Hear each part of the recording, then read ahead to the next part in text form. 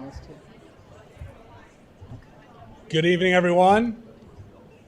Welcome to the National Archives. I'm Patrick Madden, the Executive Director of the National Archives Foundation. We're the independent 501c3 nonprofit to the National Archives. Happy fall. We're back with programming. It's great to see so many of you here, and welcome to those of you online watching. We're happy to have you. The Archives is the home to our nation's collective history, and the Foundation works with the Archives to share that with the American public. We have a number of programs and events coming up starting tomorrow for the next 2 weeks in celebration of Constitution Day and Constitution Week. We're going to put the full Constitution on view. It will be displayed upstairs in the rotunda, and you say, isn't it always there? But actually, there's a fifth page to the National Archives. It's only been on view once, and we're going to show all the rest of the amendments. So all 27 amendments will be on view for 2 weeks starting tomorrow. No sneak peeks tonight, so you do have to come back, but you have 2 weeks. It is a historic moment. I hope you'll come back and check it out. Next month is the real deal. We'll be reopening the permanent museum galleries of the National Archives with a new state-of-the-art immersive experience and discovery center. It's the biggest renovation to the historic National Archives in 20 years. It will leverage AI technology for you to personalize your experience as you go through the galleries. And you'll be able to access more than 2 million digitized records of the archives. It opens on October 23rd. And then, there's more.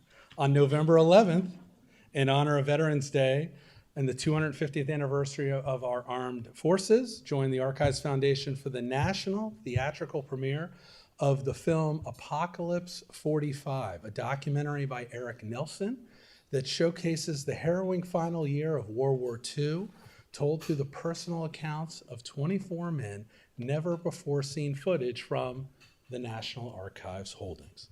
If all this sounds good, sign up for our Archives newsletter on our homepage. We have a lot more in store for the 250th next year. And most importantly, don't run home after tonight's program. Join us upstairs in the lobby for a champagne toast and dessert and your opportunity to get a signed copy of tonight's book. I'd like to introduce now the chair and president of the National Archives Foundation Board, Rodney Slater.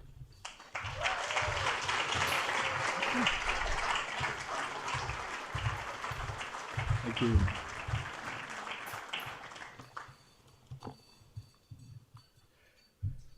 Thank you, Patrick, for that warm and gracious introduction, and thank you for the leadership that you and the staff provide in support of NARA.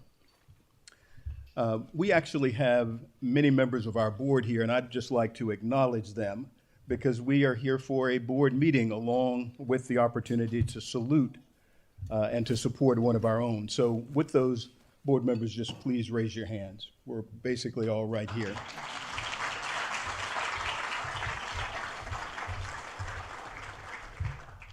And so clearly that includes Governor Blanchard, our immediate past chair, and president of the National Archives Foundation, and Ann Chow, our vice chair, and all of the other wonderful members of the board. Welcome to the Archives. This is a place where our national story lives. With over 14.5 billion physical records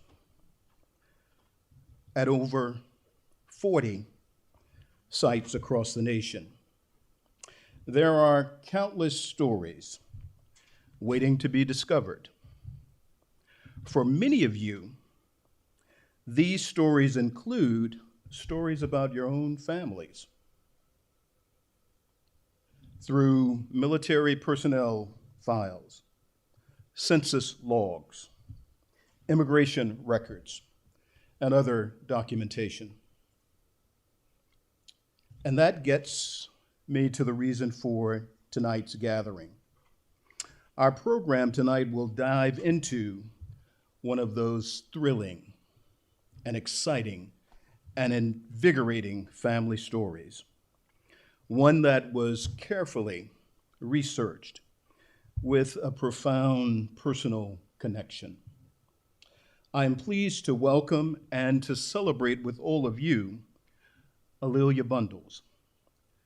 A'Lelia, in addition to being a renowned historian, writer, and journalist, is also a former chair and president of the National Archives Foundation Board, and she continues to serve as a board member, as a distinguished historian. She is a dear friend of mine and a friend to many here gathered tonight. We'll hear through the discussion how lucky we are tonight to be here to hear A'Lelia discuss Joy Goddess, A'Lelia Walker, and the Harlem Renaissance, the first major biography of her great-grandmother. Now, those of you who know A'Lelia well, you know that she's an author of many books. One other, On Her Own Ground, The Life and the Times of Madam C.J. Walker, a New York Times notable book about her entrepreneurial great-grandmother. A'Lelia is a former ABC News executive, an Emmy Award-winning NBC News producer, founder of the Madam Walker Family Archives, and a member of several nonprofit boards, including Harvard's Schlesinger Library. She lives out and personifies the archive's mission of ever-increasing access to the very records that tell our most precious and cherished stories, both stories of the nation, but as you will hear tonight, stories of families as well. We're also pleased to welcome tonight's moderator, Jeff Bennett, co-anchor and co-managing editor of PBS NewsHour, an award-winning political correspondent. Jeff has reported from the White House under 3 presidents, and he has covered 6 presidential elections. Finally, I'd like to thank the Rightfully Hers Fund and its donors, whose gracious support helped to make tonight's program possible. Without further ado, A'Lelia and Jeff.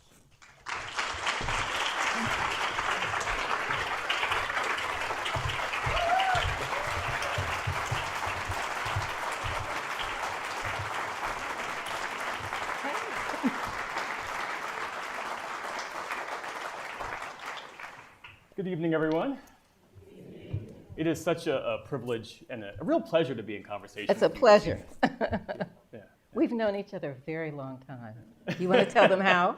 So my first job was as a desk assistant, news assistant at ABC News, which is a glorified way of saying that I was paid to make photocopies and send coffee around. But that's how every producer, correspondent, for the most part, starts in news, or at least that's how it was. Right. And so that was my first job out of Morehouse College. And I had heard about A'Lelia, this incredible producer who I just had to meet, And, you know, over the course of a news day, you never have the time until one day, I think I encountered you in a hallway or something, and you said, come stop by my office. And I said, okay, great. And that conversation, I can't tell you how affirming and how edifying that first conversation was. And since then, you've been a mentor, you've been an inspiration. And were I to miss the NewsHour tonight, as I did, it would only be to be in conversation with you. And I cannot tell you how proud I am every time I turn on the NewsHour and I see him. So he could be my boss now. So it's just great to see all of you, and I'm so excited to be talking about Joy Goddess. Jeff did a piece about me a month or so ago, and it made the book sales go up, so thank you very much. But before we get into conversation, I'm going to show you some pictures, and I come from a family. Some of our, you can find our records here in the archives, but I also have a family that saves stuff, and you could say they're archivists, or you could just say they save stuff. And because they save stuff, I have a lot of photographs. So I just want to give you a quick, this is like a 5 or 6 minute sort of history through speed history. So Madam Walker, my great-great-grandmother, Alelia Walker, my great-grandmother, there would be no Alelia Walker, the joy goddess of Harlem's 1920s, without her mother, who had made her money, had made $1 million selling her wonderful hair grower. It was a hair care product that was very popular for Black women during the early 20th century at a time when most Americans didn't have indoor plumbing or electricity. People didn't bathe as often. They washed their hair even less. As a result, they had really bad scalp infections. And so Madam Walker, who was born Sarah Breedlove on the same plantation in Delta, Louisiana, where her older siblings and parents had been enslaved, developed this hair care product. But she was an orphan at 7. She was born in 1867, an orphan at 7, married at 14, she said, to get a home of her own, to get away from an abusive brother-in-law. Married a man named Moses McWilliams, had her only daughter Lelia when she was 17. Moses died when she was 20. She moved up the river to St. Louis, where her older brothers had moved a decade earlier. They were now barbers. And the women of the church and the church that was near them of St. Paul AME, African Methodist Episcopal Church, took Sarah Breedlove, who was a washerwoman, under their wing, began to give her a vision of herself as something other than a literate washerwoman. Well, now fast forward a couple of decades, she and her daughter are now in a chauffeur-driven car.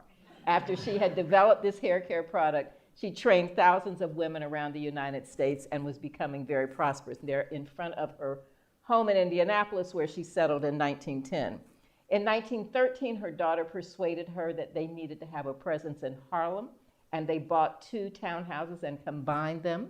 This is the beauty school in the basement, really a college named after her daughter, the beauty salon on the first floor, and this was as Harlem was becoming the mecca for Black culture and politics. They had a music room, and we'll talk a bit about how culture was important to them. Alelia Walker sometimes is believed to have just kind of spent her mother's money, but she did a lot of other interesting things during World War I. She helped raise money for an ambulance for Black soldiers, and she persuaded Enrico Caruso, who was a friend, to come to a concert that she hosted as a fundraiser. And Madam Walker moved her personal residence to New York from Indianapolis in 1916. And that beautiful townhouse that you saw, she wrote in a letter to her attorney that it wasn't big enough for 2 women. And so she had the same architect, Vertner Tandy, design this house, Villa Lawaro, also with a music room. Madam Walker died in 1919, and Alelia Walker became president of the Madam C.J. Walker Manufacturing Company. Madam Walker held her first convention of her sales agents in 1917 in Philadelphia. It had to have been one of the first conventions of American businesswomen. This is actually 1924, after she died, but in the back terrace, on the back terrace of Villa Lawaro. I'm just showing this so you can see the 2 husbands, because we may or may not talk about them, but you can read about them in the book. Both handsome, both doctors. One is a good guy. One is a bad boy. And she went on an Eat, Pray, Love trip to Paris at first class after one of them broke her heart, stayed on the Champs-Élysées, then went to Egypt and to Cairo and Milan and Rome and Nice and London. Then she was very involved in the Harlem Renaissance, hence the joy goddess. Langston Hughes, the poet, called her the joy goddess of Harlem's 1920s because of her great parties. She converted a floor of that beautiful townhouse into what became known as the Dark Tower.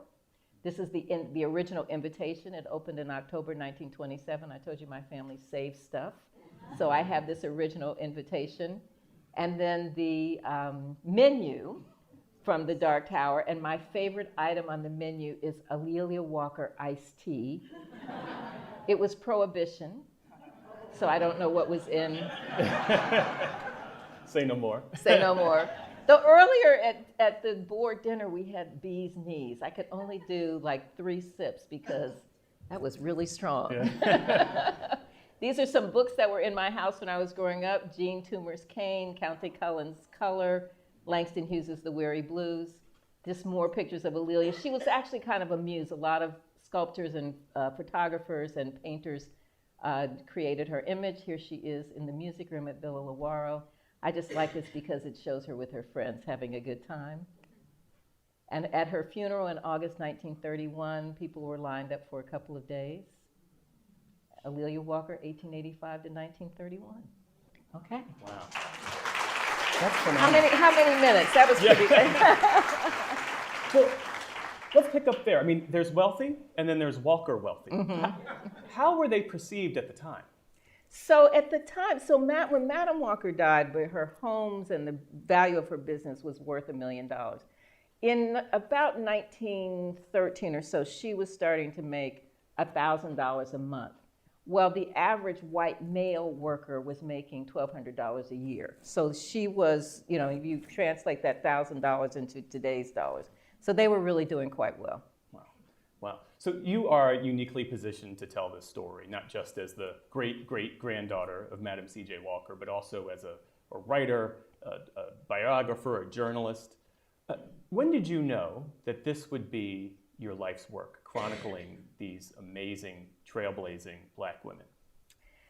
Well, I knew that I liked A'Lelia Walker's story. I wrote a report when I was in high school in 1970, because she fascinated me because of the Harlem Renaissance, and I was starting to discover Black writers, and that was interesting to me because I knew I liked to write. And but I kind of put that on the back burner, but when I was in graduate school at Columbia in journalism, my advisor, Phil Garland, who was the only Black woman on the faculty, actually recognized my name, which is spelled weirdly, A''Lelia. And she said, after she listened to my boring topics for my master's paper, said, "Your name is A'Lelia. Do you have any connection to Madam C.J. Walker and A'Lelia Walker?" And I think she knew the answer. Her mother had been the editor of the Pittsburgh Courier, and she was a reporter for Jet and Ebony. But I wasn't talking about this. But I said, "Yeah, that's my family." And she said, "That's what you're going to write about." Wow. So it was having that professor affirm the importance of it for me. Yeah. Joy Goddess, what does that nickname that Langston Hughes bestowed upon her, what does that capture about her spirit, A'Lelia Walker's spirit, and her time? So she was trying to create her own identity. Having a mother who's larger than life, it's a hard role to play because people are always comparing her. And she wanted to have her own interest. And Madam Walker had been a philanthropist who contributed to business, to social justice, to political activities, to the anti-lynching fund of the NAACP. They both loved culture, but A'Lelia Walker's real interest was in culture, she knew the artists and the writers and the musicians and the actors. Those were her friends. And so she had the homes where they could gather. And being able to, very few people, period, had 3 homes. She had 3 homes. And she had the place where they could come together. And so she was able to create an atmosphere of joy, an atmosphere of culture with music and art. What was their relationship like, mother and daughter? Complicated, absolutely. Yeah. It comes through in the book. Absolutely complicated. As I think many, parent-child relationships are. Though my mother was perfect, so. But theirs was complicated. One of their secretaries, Violet Reynolds, who had gone to work for them as a teenager in like 1916 or so, was still working for the company when I was growing up. My mother was vice president of the Madam C.J. Walker Manufacturing Company when I was growing up in the 50s and 60s. And Mrs. Reynolds would drive by our house. She was a neighbor, and she had a Thunderbird, and she would go about 20 miles an hour, and she was on her way to the office because she was still the queen of the office. So she was somebody I could interview. I had their letters, and I knew, fortunately, hundreds of pages of their letters. But one day I was having tea with her at her house, and I said, "What was their relationship like?" And she said, "Fire and ice." And then I think she sort of sat back in her seat, and fire and ice. They loved each other dearly, and they sometimes fought fiercely. And you can see that early life had been very difficult, lots of ups and downs, but then they could get mad at each other, and then they would spoil each other. They knew where the soft places were. Mm-hmm. Mm-hmm. You open the book with scenes from that townhouse salon. Why start there? And what did those spaces symbolize about the cultural life in Harlem at that time? I started with this. I started with a dinner party in 1914. Alelia Walker already has the townhouse. She's trying to persuade her mother to move to New York because Madam Walker's health is kind of tenuous. She has high blood pressure and she's not really admitting that she has these issues, but her daughter can see this and wants her to move. And so she invites the sort of the cream of Harlem, the newspaper publishers, some political people, some musicians, some other real estate people, other community people, because she's trying to show her mother that this is the life you could have. Indianapolis is fine to do business, but New York has the culture and has the politics that you're interested in. And I just wanted to show the relationship between mother and daughter and how much Alelia Walker was trying to make her mother happy, how much she was trying to please her. And their upbringings were so vastly different. I mean, I would imagine that really informed their different worldviews and contributed to their fire and ice relationship. Right. Well, so Madam Walker was born Sarah Breedlove on a cotton plantation on the Mississippi River. She was very poor. She was orphaned when she moved to St. Louis, and she was living sometimes with her brothers, but a washerwoman struggling, but fortunately the women of the church saw something in her, but she was motivated to try to make her daughter's life better. Now, the difference between the two of them is that Sarah Breedlove was in rural Louisiana in the 1860s, 70s, and 80s. Her daughter grew up as a city girl, and she's in St. Louis. And St. Louis is an interesting place. It's one of the biggest cities in the country at that point. And there is a strong Black middle class, given the times. And the teachers in the segregated schools, many of the principals had gone to Oberlin. Some of the teachers were the best in their field. And so she was getting an urban education and exposed to things that her mother had never seen. There was also an incredible music scene, the music rooms that are in their houses. So in their church, the choir director and organist was a classically trained operatic tenor. Sarah Breedlove, the poor washerwoman, had a good enough voice to be in the choir. The German musicians ran the music departments for the public schools. And so the kids, the Black kids and the white kids, were learning German lieder. But they also, on the street, were singing ragtime. For a while, Sarah Breedlove and Alelia lived across the alley from Tom Turpin's Rosebud Cafe, where Scott Joplin played. So this conglomeration of music, they had been exposed to it throughout their lives. There are people hearing this for the first time who did not know that Black life could encompass all of that back then. What did it mean to grow up, especially as a Black woman of wealth, in the early 1900s? Like how did that manifest? What did that look like, feel like, based on your research? Yeah, so yes, people don't know that that there were wealthy people. Now, some people have been watching the Gilded Age, and so they have some, but that was like the 1890s, and that was in Rhode Island and in Brooklyn. But there was a solid, an educated class or an aspiring class of people who had businesses, people who were leading organizations. And so she was part of that. She was aspiring to that. And she kind of modeled herself after some of the more educated women. There was an organization called the National Association of Colored Women. They had been created because they were left out of the white suffrage movement. And so they created their own organization, but they founded orphanages and they created retirement homes for the formerly enslaved. And so Sarah Breedlove in her church saw these women and she wanted to be a part of that. And once she had gotten this sort of empowerment from other women, she then wanted to help create that for other women. How did the press at the time shape or distort her image? Well, fortunately, the Black press was writing about her all the time, and they were telling the real story. The opening scene in the book, I'm able to say what happened at this dinner party because the Baltimore Afro-American sent a reporter to cover that dinner, and I was able to write about it. But for the most part, Black people were not really included in the mainstream press, or if they were, it was because somebody had murdered somebody, or there were some stereotypical kinds of things.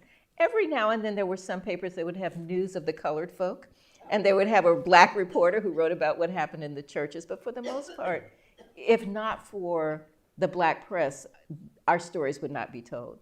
And I will add something about the archives. One of the things that attracted me to being on the board and to doing research is that everybody's story is in the archives, because everybody's in the census and in the military records. So we can see, you know, whether, or the Freedmen's Bureau, even the plantation where Madam Walker, Sarah Breedlove, was born, it had been a staging area for Grant's army during the siege of Vicksburg. So there's a lot of material there. And so that's what, I mean, I love about doing research. Like, you would be surprised what you would find. How did you know where to start? I mean, this obviously isn't your first book, but this is your first Right. book about Aurelia Walker. For folks who might have an inkling of doing something like this, not to the same Right. degree, but how do you even start a project like this? You know, my grandfather was born in 1892, and he's really the person who planted the seeds for me to care about family stories, but also his own family. Mm-hmm. So he was very proud of the fact that his father was valedictorian of his class at Lincoln University in 1883. Wow. That one of his grandfathers had been elected to the state legislature during Reconstruction in Arkansas. And he had papers about them. He's the one who saved a lot of these things. So he was my first real history teacher. He taught me that Reconstruction was very different from the way it was taught in my history book. And to the degree in the 1960s that Black people were even mentioned in history books, it was that slaves were contented. Well, because of my grandfather, I knew that wasn't true. So I really taught myself history, I knew where to look because I was trained as a journalist. Mm-hmm. I knew about trying to do research, but I just was curious. And when I started, it was before the internet, it was before Ancestry.com, so you really did come to the archives and wait for a machine to look at microfilm, because there was a line and you had to scroll through that microfilm. But it was just the discovery, the magic of finding those stories. Yeah, you had to know how to research before you knew what to research. Exactly. And you had to bring a lot of quarters for the machines. You know, reading the book, one of the things that really struck me was Aurelia Walker's personal ambitions and the public's expectation of her, and the tension that existed between the two.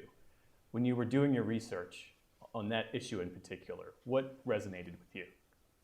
You know, I could see her struggling to try to be her own person, the frustration that she had. And at the same time, she loved her mother. She was proud of her mother, but she knew that she was not going to be her mother. She knew that she was always going to disappoint people if they had that expectation.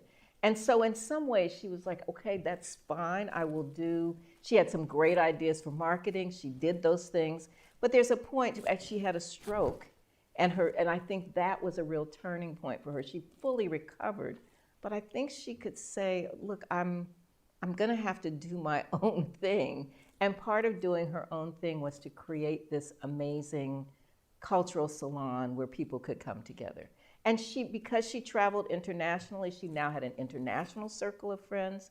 She had white friends downtown, Black friends uptown. She traveled all over the United States. So when people from Europe would come, they would say, you have to look her up. So she had this expanded circle of friends, and that, I think, is what gave her joy. Yeah, and those gatherings at the Dark Tower were intentionally diverse, Intentionally which was diverse, exactly. at that time. And we take it for granted now, but that was really quite unusual. There were people who did not want to be at interracial gatherings. She was equally welcoming to her queer and straight friends. I mean, this was something that was these were her friends. Describe an evening at Aurelia Walker's house. What would you see, feel, hear, smell as you walked into the Well, so she would be standing at the top of the stairs, grand. There were people who said she didn't just walk into a room, she swept into a room. That people flocked to her like, bees to flowers. And another society columnist said she would get on the phone and she'd say, darling, I'm having a party tonight, and it wouldn't be the same without you. Absolutely not. And so, but who could? And she would say that to everybody she invited? invited? Of course. And Langston Hughes said she would bring, she would say the people would find out where they were going, and so they would bring, not just a +1, but a +2, 3, and 4. They would bring their own entourage. So she would greet you, and she had an incandescent smile. She was a very tall woman. very dignified, as my grandfather said, royal with royal instincts. So you just knew she had presence. And then you would come in and there was always a punch bowl with something interesting in the punch bowl, always good food. She knew that the elements for a great party were, great food, drink, music, live music, and interesting people. Yeah. That's one of the things I love a number of things about this book, but that is the thing that really resonated with me, how you add dimension to these figures, these legends who over the passage of time kind of become two-dimensional. So Zora Neale Hurston, Langston Hughes, Countee Cullen, who were all in her orbit. I learned so much about them through your writing about her. What did she mean to them? Well, she was born in 1885, so some of the famous musicians of the time, a name that you won't know now, James Reese Europe, though there's a lot of information about James Reese Europe and the 369th Hellfighters and the band that he created that went to France. But he was someone who was closer to her age. There were some of the other, Burt Williams and some of the other musicians and actors. But that next generation of writers, Langston and Wally Thurman and Countee Cullen, though Zora lied about her age, but she was supposedly their age. So she was somebody who had a place where they could come hang out. She was somebody who had food in there for them to come eat when they were starving artists. But so that was important to them, that there was somebody who took them seriously. She'd had poetry readings for Countee Cullen before this very famous opportunity dinner in 1924 and 25, and that was kind of when the literary scene, that younger generation, exploded. But she'd already been hosting events for them. How was she perceived by white society?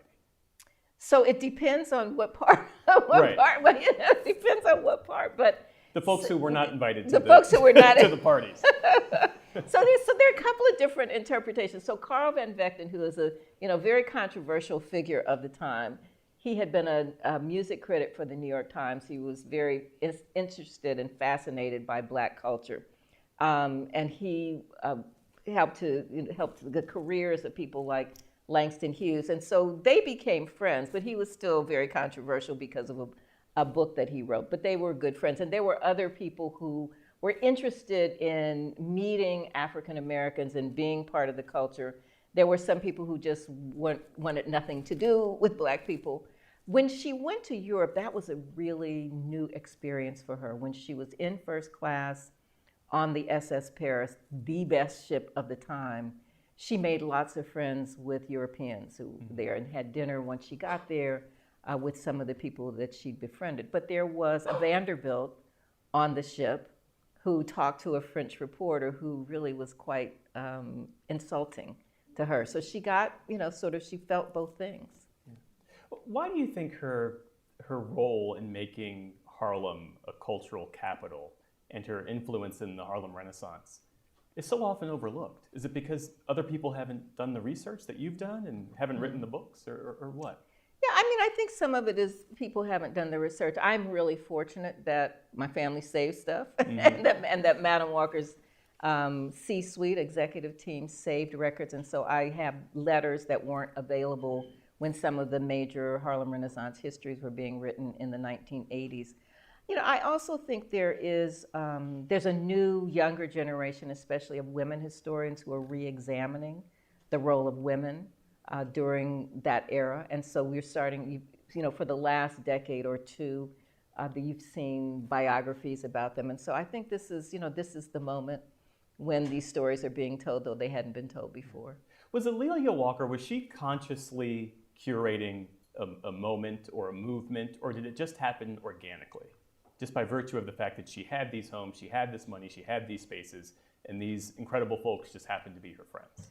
She was really intentional. When she went, you see that picture of her at the pyramids, she made sure that picture was taken. Yeah, I can't get the picture out of my head. Yeah, it's incredible. And she had lots of photographs. That's why I was showing she had photographs taken. Her mother did as well. They advertised extensively in the Black newspapers. They had events. When they had the opening event for Villa Lawaro, Alelia Walker was helping her mother plan that. They did the invitations were impeccable. She cared about the flowers. She cared about who was there. So she was very conscious of what she was doing. After she had done this trip overseas, and she was Europe, Africa, and Palestine, and she wrote a sort of a travel log about that trip. And when she came back, she decided that she would go on a business trip, and the theme of it was the Holy Land tour. So she would go from church to church because she knew their customers were very interested in the Bible, and she would talk about that, and then she would sell some products. Wow. So she was very conscious of this. That was my next question: is how did she sort of navigate? Tension isn't the right word, but navigate the differences, the cultural differences between Black high society and glamour, and sort of grassroots Black creativity. I don't want to separate it by income, but you know what I'm saying. Because she was part of both. Right. Because she had grown up very poor, and she knew who their customer base was, and these were women who some of had been sharecroppers, they had been maids, they'd been laundresses. Now they were businesswomen. This had allowed them to create some economic independence, to create some generational wealth, and so she and her mother they were the same people. But now, as an heiress, what I think is like the first Black celebrity heiress. Yeah, she's the influencer of her day. She was the influence of her day. She had Instagram, watch out. No, she would have definitely been on Instagram. But I think she was the fantasy. She was what other people, they could live vicariously through her. And even when she was criticized, she still was the queen for a lot of people. Yeah. What one thing when you were doing the research made you sort of sit back in your chair and take a moment to get yourself together? When Madam Walker is dying, and she and Alelia have had a kind of a tiff, and over one of the bad boy and the good boy. Oh, and the we'll good talk guy. about them next. Yeah, yes. Yeah. And so the plan is that Alelia Walker and my grandmother would go to South America to sort of try to develop some international markets, and so she could get this person out of her system. But while she was away, Madam Walker's health took a turn for the worse. And I shouldn't give give the spoiler, but as Madam Walker's health is worsening, Alelia and my grandmother are trying to get back from Panama to the United States, and that whole situation leading up to Madam Walker's death was just really heart-wrenching for me. You mentioned the husbands. Mm-hmm. Let's talk about them. The husbands. Let's start with the good one first. So there was one before that. So John Robinson was her first husband, hence the name of the house, Villa Lawaro, Lelia Walker Robinson, John Robinson. But he was sort of in the dust at a point. But then there was Dr. Wiley Wilson and Dr. James Arthur Kennedy. Both of them were from Arkansas, which is where my grandfather was from Pine Bluff, Arkansas. They both were doctors, both pharmacists, and Dr. Kennedy had gone off to World War I. He was a surgeon. He was decorated with Croix de Guerre, really a hero. Wiley Wilson was the younger brother of two sort of powerful Black men in their community, but he was the baby brother and spoiled, but very full of himself.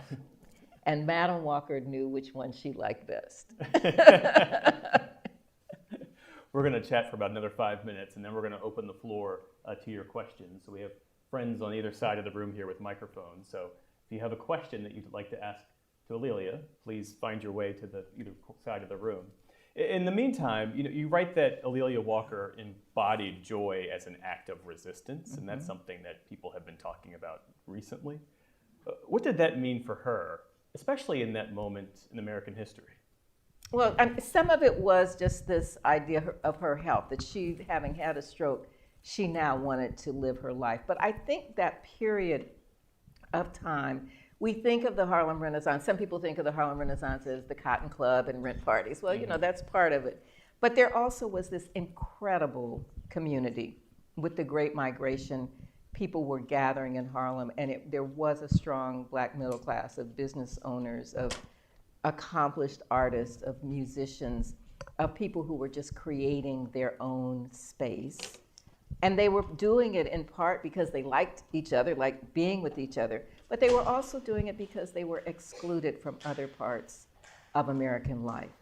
And so during the Woodrow Wilson administration, African Americans had been pushed out of patronage jobs that they'd had before.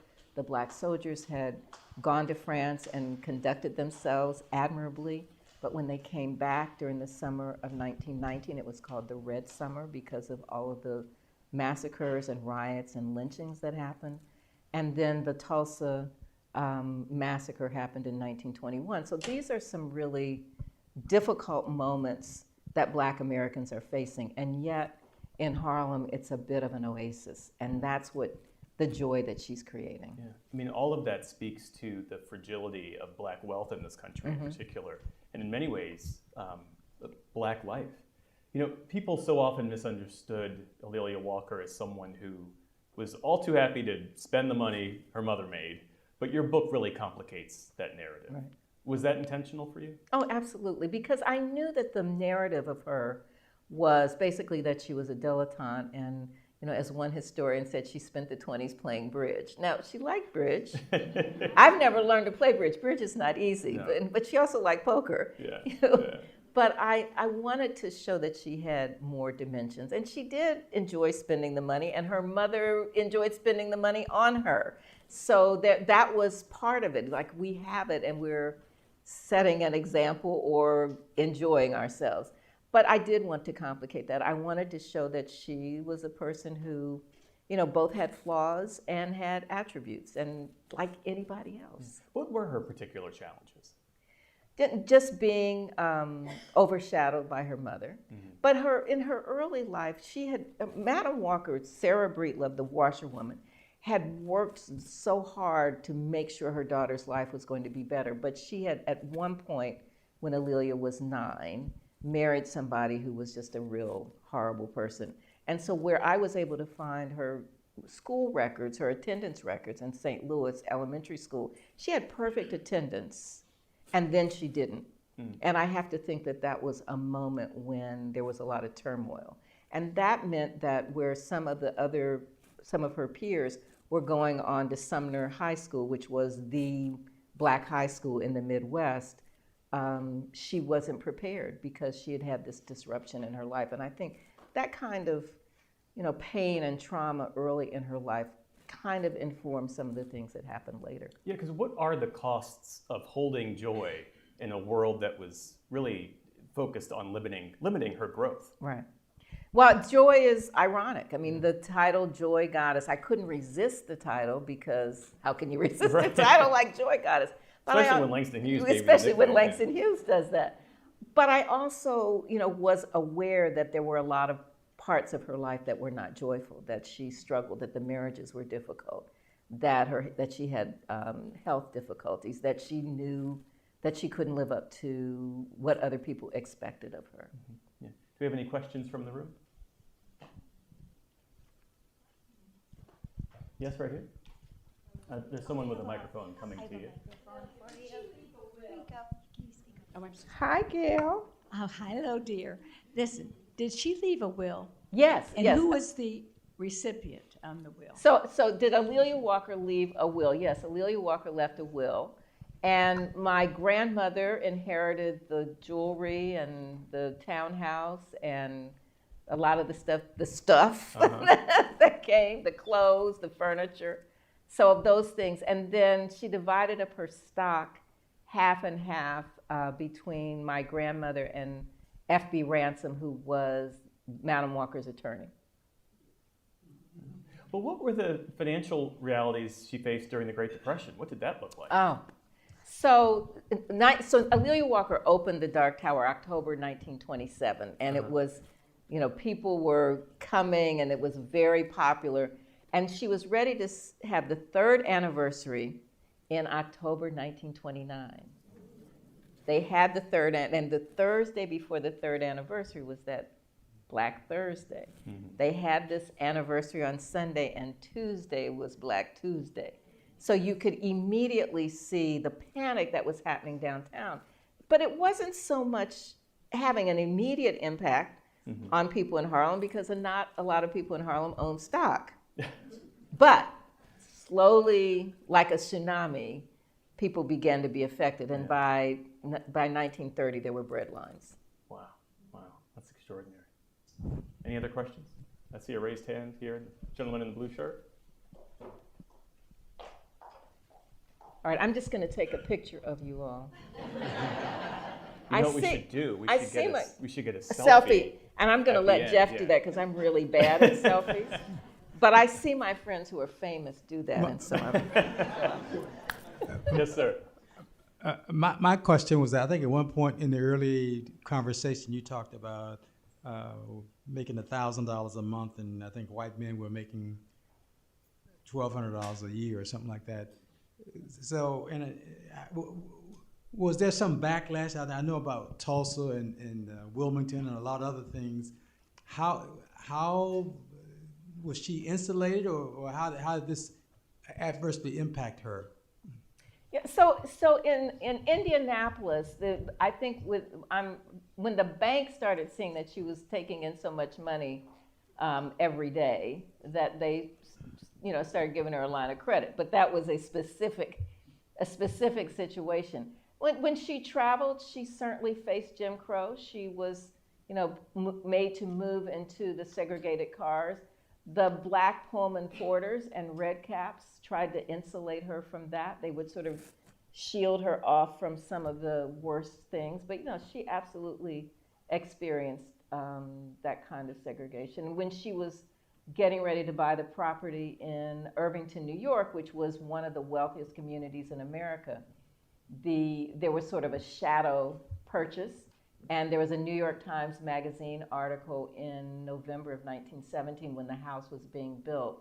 And the reporter says that some of the neighbors in Irvington were shocked and thought perhaps it was just a real estate speculation. They were not expecting her to move into the house. So she experienced it. Yes, sir. I think we need a microphone because we For our folks want to watching. say hello to our folks who are. No, I can hear you, but I think we want to make sure that this is heard by folks who are watching us on Hi, YouTube. thank you. Do you know how your great-great-grandmother developed the hair treatment? Was it a folk remedy, or what, did she use chemists? Was she a chemist? Right. So how did she develop this this remedy? So it's shampoo, just vegetable shampoo, and then an ointment that's like Vaseline petrolatum that had sulfur. And that's a centuries-old remedy. So she's not the first person to create it. Cuticura is not unlike that, and it had been around since the 1880s. There were other companies that made similar kinds of products with various concoctions. And there was some black-owned companies in the 1890s. She worked for a while as a sales agent for a woman named Annie Malone in St. Louis, who became her major competitor. They were both making essentially the same product. But one of a key variable is that when she left St. Louis and moved to Denver to sell these products and basically to get away from the second husband, for a while she was a cook for a man named Schultz, who owned the largest pharmacy west of the Mississippi River. And he told her, these are already products, these are formulas, these are pharmaceutical formulas. And so I think she probably learned something from him. And her brothers were barbers. So there's a combination. I don't know that I know exactly one thing. I mean, she said that she had a dream, and she would say them. This was like all of the, Helena Rubinstein, Elizabeth Arden, they all had these great origin stories. And her origin story was, I was so ashamed of my frightful appearance, because you could see that picture in the beginning where she was going bald. I was so ashamed of my frightful appearance that I prayed to the Lord for a solution. And one night in a dream, a big African man appeared and told me what to mix up for my formula. Some of the ingredients came from Africa. I sent for them, I mixed them together, I applied them to my scalp, and my hair began to grow back faster than it had ever fallen out. Now, I would not dispute that, but I think there were some other things that went into it. It was vegetable oil from Africa. Right, hey. Hey. That's That's some great marketing. Hey, and it was great marketing. Yeah. Yes, ma'am. We have a microphone coming to you.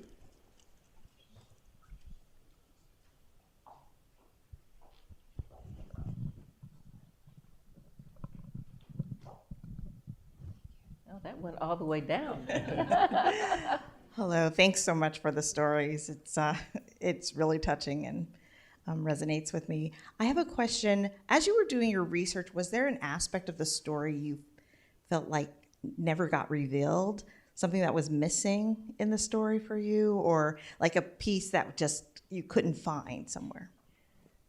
Well, yes. What was, if I could sit Madam Walker and A'Lelia Walker down, I really would. I just want to know what their life was like during that period of time before they became famous. I just, I have some things like there's city directories in St. Louis that allowed me to figure out where her brothers were and where they first lived, and her own version of the story. But there's always that. What was it really like on those nights when the music was coming in from Tom Pepper's Rosebud Cafe and you didn't have enough to eat, and that kind of thing that you just have to speculate. But I am a stickler for facts. So if I don't have the documentation, it's not in the book.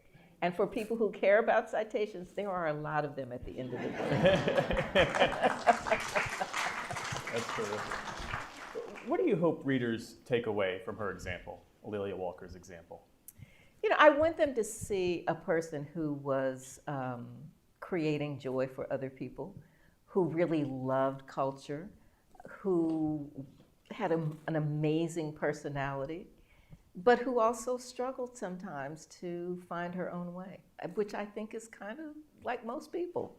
Yeah. Well, the book is an absolute triumph. It was such a pleasure to read it, and it's a great joy Goddess, but it's a great joy to be in conversation with you. Thank you all. We're gonna take that selfie really quick. If you don't mind. Quick I'm selfie bad at coming. this. While they're doing that, All right. 1, 2, 3. there you go. Thank you all. Thank you. It's all about the gram. Thank you, A'Lelia, Jeff. What a wonderful conversation, inspiring, touching, educational. And now it's time to head upstairs and celebrate more all together. We welcome you to the lobby for a champagne toast, an opportunity to talk to A'Lelia and I think get a signed book or two. Yes, I'm happy to sign books. Thank you so much for joining us tonight. Thank you all. Thank you all.